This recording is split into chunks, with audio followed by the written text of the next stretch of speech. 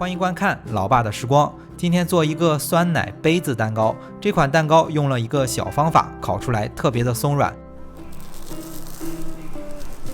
吃起来外面有点甜，里面有点酸，味道也是非常的好。那接着咱话不多说，就赶快分享给大家。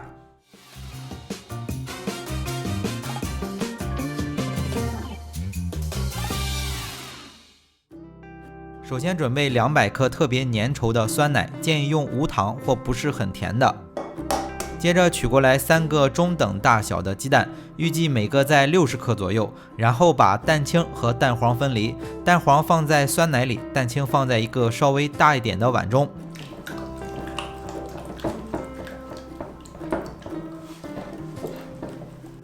接下来把蛋黄和酸奶先混合均匀，然后加入30克的食用油，建议用味道比较小的。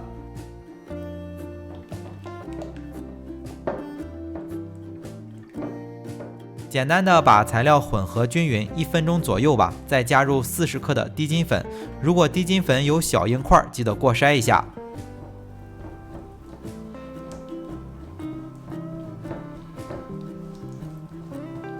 这份材料混合均匀之后放在一旁，接下来打发蛋清。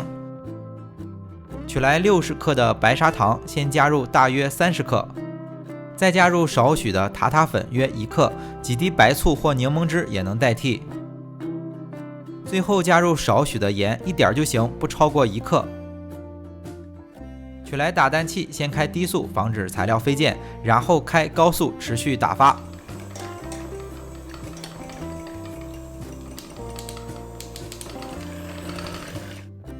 先打发半分多钟吧，就先停一下，加入10克的玉米淀粉再打发，这样后期混合材料的时候，材料不易消泡，对新手有很大的帮助。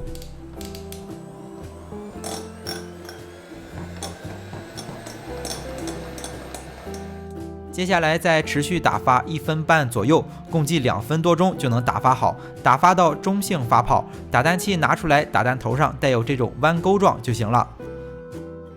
接下来混合材料，先取1/3的蛋白，把蛋黄稀释一下，用抄底翻拌的方式混合均匀。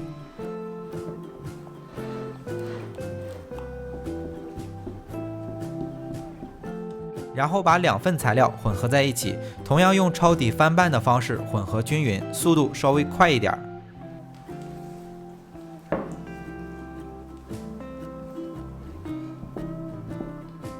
材料准备好之后，处理一下模具，烤盘的大小无所谓，只要能放开8个蛋糕杯子就行。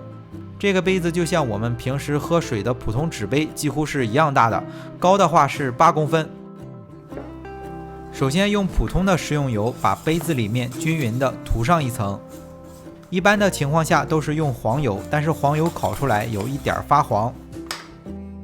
接下来就把刚才剩余的30克砂糖均匀的在杯子里滚上一圈。这种做法就是烤蛋糕的时候，杯子挂不住蛋糕，蛋糕就会一直往上涨，烤出来的蛋糕就会特别松软。酸奶可以选择无糖或者是少糖的，这样吃起来外面有一点甜，里面不是很甜，就刚刚好。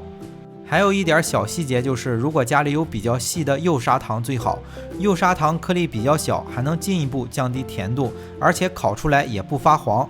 用白砂糖烤出来差不多，但是比幼砂糖要稍微甜一点，颜色稍微黄一点。剩余的30克左右的砂糖，这8个杯子基本上刚刚够用。接下来就把准备好的材料均匀的分到8个杯子里，材料也是刚刚够用。接下来在盘子里加入少许的温水，40-50度，大概1/3盘，只要保证烤的时候别烤干水分就行。然后就可以放入烤箱了，烤箱记得提前升温。如果制作比较慢，就先处理杯子，再制作材料。烤箱的温度设定是把烤箱预热到上火160度，下火140度。如果不能独立控温，就都用150度，放在烤箱的下层烤40分钟左右。不能独立控温的烤箱，如果表层上色不好，最后几分钟就把烤盘往上移一层，上色。出炉之后，大家要注意趁热脱模，不然就不好取下来了。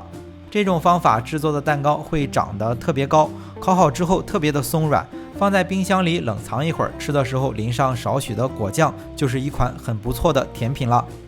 好了，为了方便大家去记视频中所需要的材料，视频下方的备注栏或留言区有文字版的配料，有问题可以在留言区留言。大家如果喜欢老爸做的美食，可以帮忙关注点个赞，谢谢大家。那今天的这期美食到这里也就结束了，也祝大家生活愉快。